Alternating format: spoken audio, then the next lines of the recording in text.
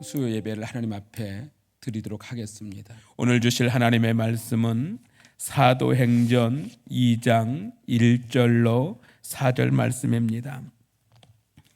사도행전 2장 1절로 4절 말씀, 우리 함께 한 목소리로 이 말씀을 읽도록 하겠습니다. 함께 봅니다. 시작. 오순절 날이 이미 이름에 그들이 다 한 곳에 모였더니 호련히 하늘로부터 급하고 강한 바람 같은 소리가 있어 그들이 앉은 온 집에 가득하며 마치 불의 혀처럼 갈라지는 것들이 그들에게 보여 각 사람 위에 하나씩 임하여 있더니 그들이 다 성령의 충만함을 받고 성령이 말하게 하심을 따라 다른 언어들로 말하기를 시작하니라. 아멘. 아멘. 기도합니다. 하나님 아버지, 하나님의 교회에 예배 제단이 무너져 있지만 가정에서 또 일터에서 어느 곳에 있든지 간에 오늘 이 시간에 이 말씀 듣고 예배할 때에 성령이 역사해 주옵시며 예배하는 모든 심령을 새롭게 하사 말씀으로 인하여 복되어지게 하시고 이 말씀이 생명이 되고 능력이 되고 권능이 되어 하나님 세상을 변화시키는 역사가 있기 원합니다. 하나님 이 땅에 창대하여 있는 모든 자버지 하나님 창궐되어지는 전염병들이 잠잠하여지게 하시고 교회마다 성령의 역사가 일어나기를 원합니다. 악한 질병의 권세도 떠나가게 하시고 이단의 세력들이 무너지게 하시고 하나님의 말씀만이 권능으로 온전히 세워 주시옵소서. 주님만이 영광 받으시옵소서. 오늘도 하나님의 말씀을 듣는 모든 성도들 무리들마다 하나님의 은총으로 덧입혀 주옵소서. 예수님 거룩하신 이름으로 간절히 기도하옵나이다. 아멘. 아멘. 할렐루야. 주의 이름으로 사랑하며 축복합니다. 오늘 이 시간에는 수요 예배로 우리가 온전히 드려야 될 텐데 여러 가지 전염병의 창궐과 어려운 상황으로 인하여서 대신하여 각 가정에서 경건 예배로 드리고 가정 예배로 드리게 됩니다. 그러할 때 이 말씀을 통해서 우리가 함께 은혜를 받고 여러분의 각 어느 곳에서 예배를 드리든지 간에 하나님의 인도하심과 은혜 주심과 능력 주심이 있어지기를 주의 이름으로 축원합니다. 오늘은 오늘 본문 말씀을 중심으로 해서 성령 충만함을 받으라 라는 제목으로 말씀을 드리고자 합니다. 현재 세상에서 가장 강력한 폭탄은 차르분바라고 하는 핵폭탄이라고 합니다. 이 폭탄은 일본 히로시마에 투하된 원자폭탄보다 3,800배 강한 위력을 가지고 있다고 합니다. 이런 폭탄은 인류에게 엄청난 위협이 되고 인류를 멸망시킬 수 있는 무서운 생명을 살상하는 무기입니다. 그러나 이런 폭탄보다도 더 위력이 있고 인명피해 주지 않으면서 세상을 완전히 바꾸어 놓을 수 있는 폭탄이 있습니다. 그것은 바로 성령의 능력입니다. 이 폭탄만 떨어지면 인간은 바꾸어지고 나라가 바꾸어지고 사회가 바꾸어지고 또 문화가 바꿔지고 세상이 바꿔질 수 있는 능력이 이 폭탄 가운데 있는 줄로 믿습니다. 이 폭탄은 사탄과 악의 세력을 제거해 주시는 하나님의 전지전능하신 성령의 폭탄이기 때문에 그렇습니다. 사도행전 1장 8절에 보면은 성령이 너희에게 임하시면 너희가 권능을 받는다라고 하는 말씀이 있습니다. 여기에 우리가 주목해 봐야 될 말씀은 권능이라고 하는 말씀입니다. 이 말씀은 헬라어로 디나미스, 영어로 말하면 다이너마이트라고 하는 말을 하고 있습니다. 즉 강력한 폭발력을 가진 폭탄이라는 의미를 가지고 있습니다. 오늘 본문을 보니까 이 성령의 폭탄이 오순절 마가의 다락방에 떨어짐으로 이 땅에 성령의 불이 맹렬하게 붙었음을 알 수가 있습니다. 이 폭탄은 인류를 변화시켰던 능력 있는 폭탄입니다. 생명의 탄입니다. 사명의 탄이고 축복의 탄입니다. 오늘 말씀을 통해서 우리가 이런 귀한 폭탄, 성령의 다이너마이트가 우리 어떻게 하면 우리에게 터질 수 있는가를 생각해 보고자 합니다. 가정에서 예배를 드리는 성도들일지라도 어느 곳에 있든지 예배 이 시간에 예배할 때에 성령께서 우리 안에 강하게 역사하실 때에 우리는 하나님의 축복 가운데 살 수 있는 줄로 믿습니다. 오늘 말씀을 통해 성령의 강력한 이 폭탄이 터지는 귀한 시간이 되어지기를 주의 이름으로 축복합니다. 오늘 1절로 2절 말씀을 우리 함께 다시 읽도록 하겠습니다. 시작. 오순절 날이 이미 이름에 그들이 다 같이 한 곳에 모였더니 호련히 하늘로부터 긍하고 각한 바람 같은 소리가 있어 그들이 앉은 온 집에 가득하며. 아멘. 여러분, 오늘 이 말씀을 보면서 주님을 섬기던 제자들과 여인들 그리고 예수님의 동생들이 예루살렘을 떠나지 않고 한 곳에 모여 기도한 것을 볼 수 있습니다. 그런데 여기서 좀 더 자세히 읽어보면 호련이라고 하는 단어를 찾아볼 수 있습니다. 이 말은 즉 갑자기 예상치 못하게라는 뜻입니다. 성령님이 오시는 징후를 갑자기 만났다는 것입니다. 그러니까 이 함께 모여 기도하던 사람들은 언제 어떻게 정확히 주님께서 약속하신 성령께서 오실지를 모르고 기도하고 있었다는 말입니다. 우리가 답답해하는 것이 바로 이것입니다. 하나님의 때가 언제인지 잘 모른다는 것입니다. 그러다가 호련히 하나님의 때가 임하는 것을 경험하기도 합니다. 아브라함에게 언제 이삭이 잉태될지를 알았더라면 아브라함은 아마도 인간적 방법으로 이스마엘을 낳지 않았을 겁니다.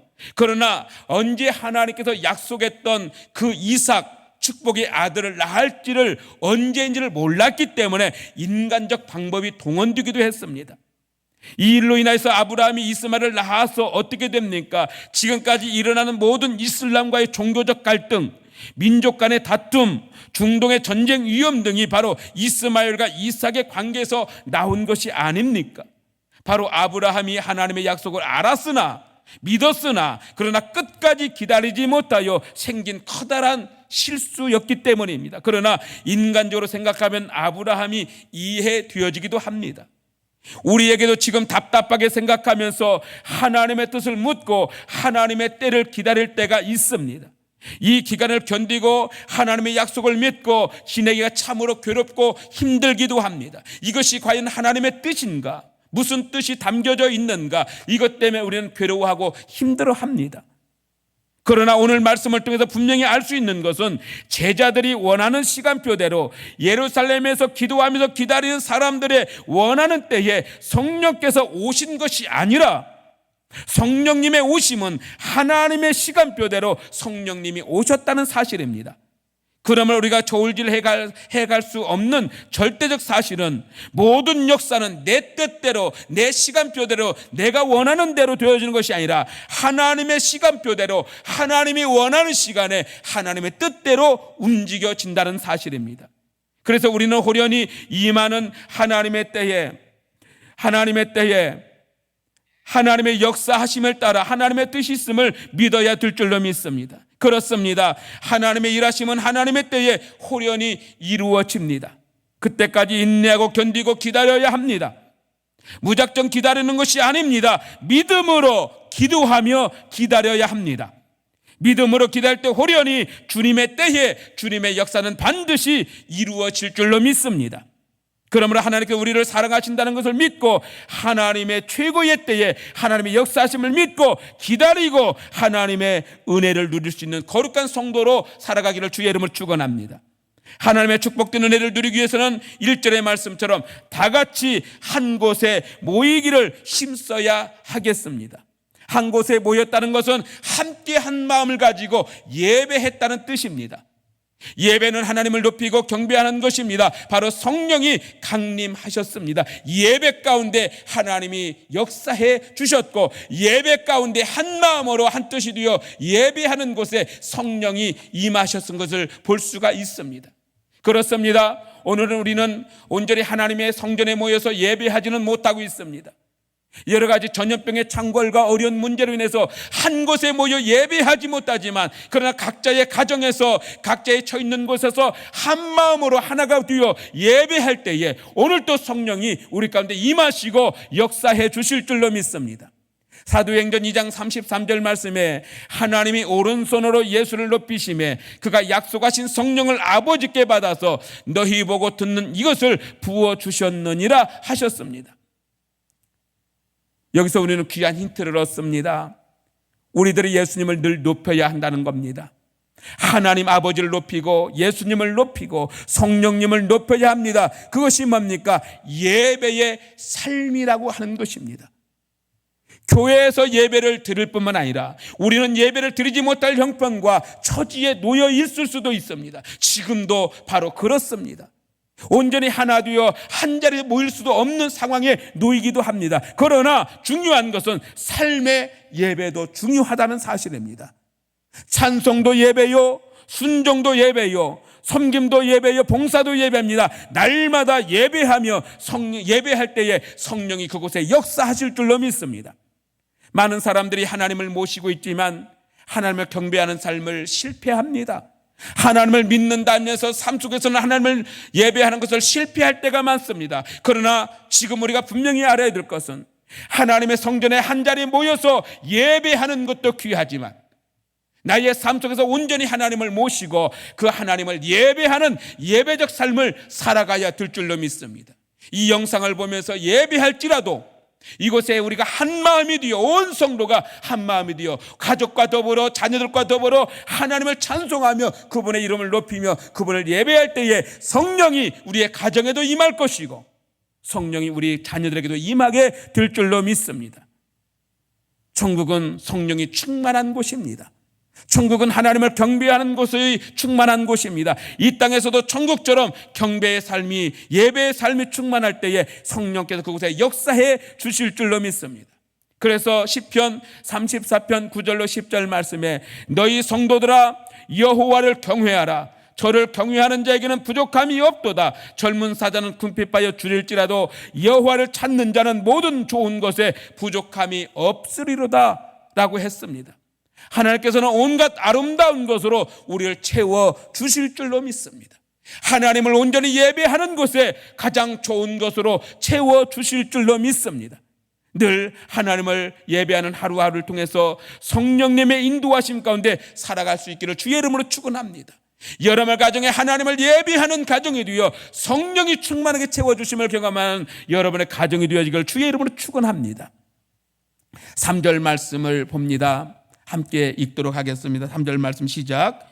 마치 불의 혀처럼 갈라지는 것들이 그들에게 보여 각 사람 위에 하나씩 임하여 있더니 아멘.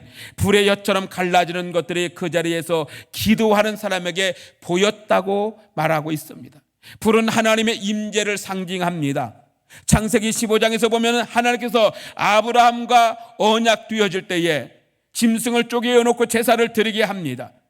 창세기 15장 17절에 보면 해가 져서 어두울 때 연기나는 화로가 보이며 타는 횃불이 쪼갠 고기 사이로 지나더라라고 했습니다. 하나님의 일방적 계약입니다.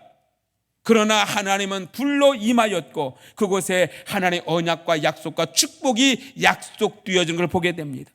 시내산에서는 출애굽기 24장에서 불과 천둥으로 상징되어 하나님께서 임재하심을 보았습니다.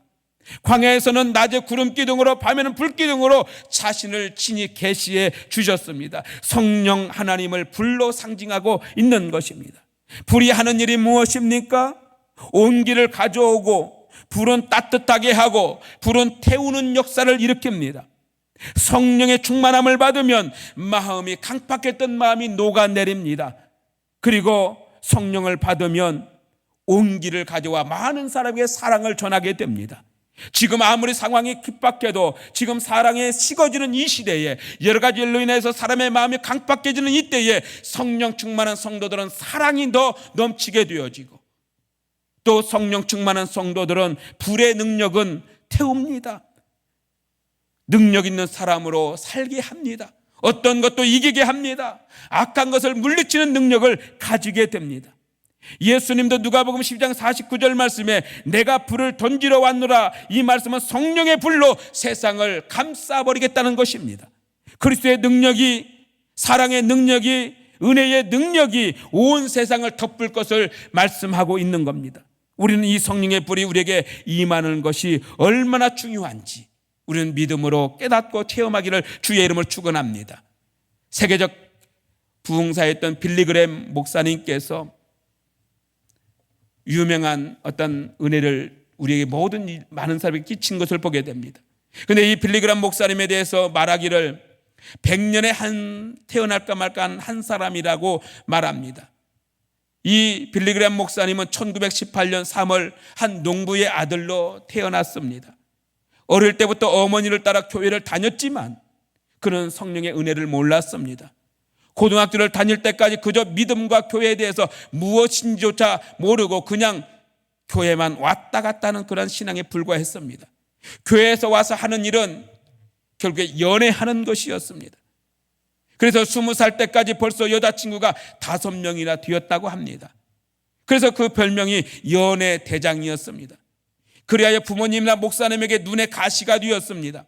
그런데 어느 날 빌리그레암 목사님이 다니던 교회에서 잭슨 목사님을 모시고 부흥회를 가졌는데 이상하게도 하나님의 말씀인 설교를 들을 때마다 빌리그레암의 가슴을 컥컥 찌르는 놀라운 은혜를 경험하게 됩니다.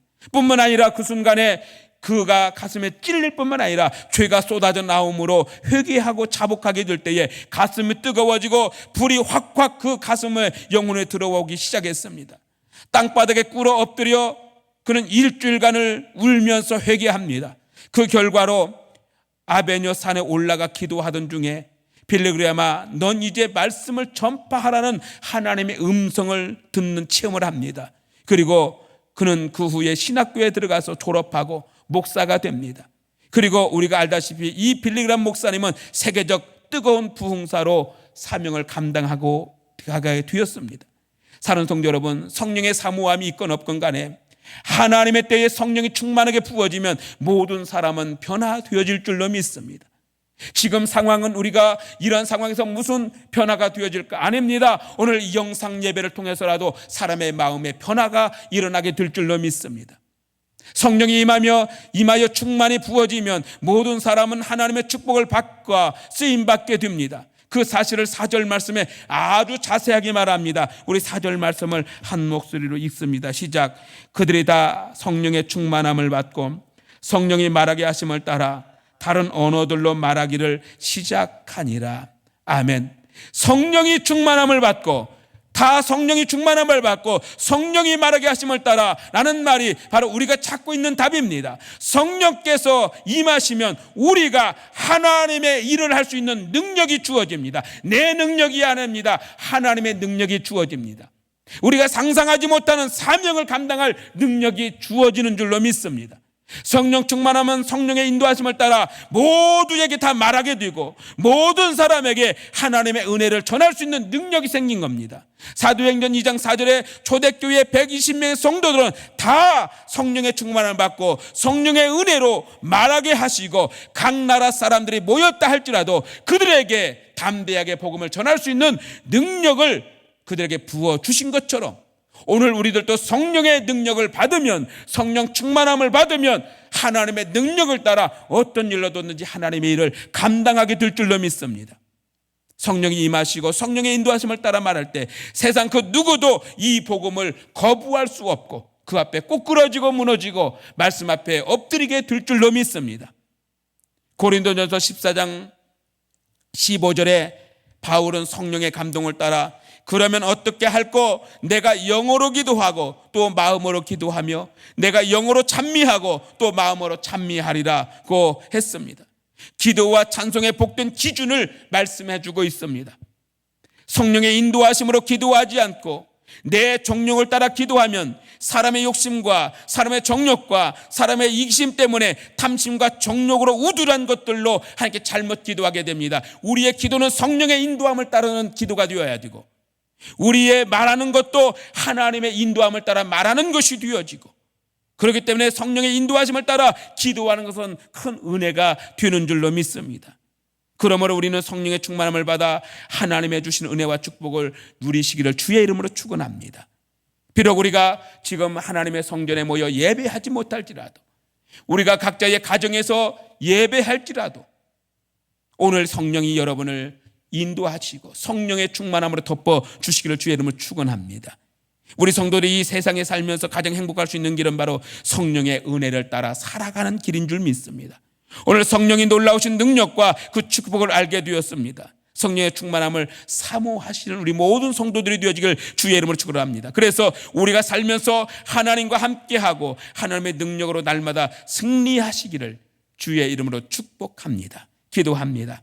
거룩하신 하나님 아버지, 이제 하나님의 은혜로 살아가는 성도들이 여러 가지 상황과 형편 속에서 하나님의 성전에 모여 예배하지 못하지만 각자의 가정에서 각자의 처와 환경에서 오늘 영상을 보며 예배할지라도 하나님께서 성령 충만함으로 덮어주시길 원합니다. 하나님, 우리에게 먼저 믿음의 영적 기다림이 있기를 원합니다. 내 뜻대로 내 방법대로 내 생각대로 따라 살지 않게 하시고 성령의 충만함을 받아 성령의 인도하심을 따라 살아갈 수 있는 능력을 더하여 주옵소서. 이 땅을 성령으로 덮어주시기 원합니다. 악한 이단의 세력들, 영적 악한 세력들이 퍼뜨려 나온 이 땅에 하나님 아버지, 이 땅에 성령의 영이 충만하여 하나님 치료하시고 고쳐주시기 원합니다. 이 땅에 악한 질병들이 떠나가기 원합니다. 이단의 세력들이 악하게 뿌리는 이 씨앗들이 하나님의 성령의 능력으로 하나님 깨끗하게 치유되어지기를 원합니다. 주여 도와주시옵시고, 이제 하나님 아버지, 우리 성도들 각자의 처한 곳에서 예배하며 기도하는 이 순간에 성령의 능력으로 덮어 주시옵소서. 우리 오송생명교회와 이 땅의 한국교회를 축복하여 주시옵소서. 예수님 거룩하신 이름으로 간절히 기도하옵나이다. 아멘. 축도합니다. 우리 주 예수 그리스도의 은혜와 하나님 아버지의 사랑과 성령님의 교통 인도하심이 오늘 성령의 인도하심을 따라 예배하는 모든 성도와 가정과 자녀와 이 나라의 민족 대한민국과 이 땅의 모든 교회와 주의 종들과 성도들 가운데 이제로부터 영원토록 함께 있을지어다. 아멘.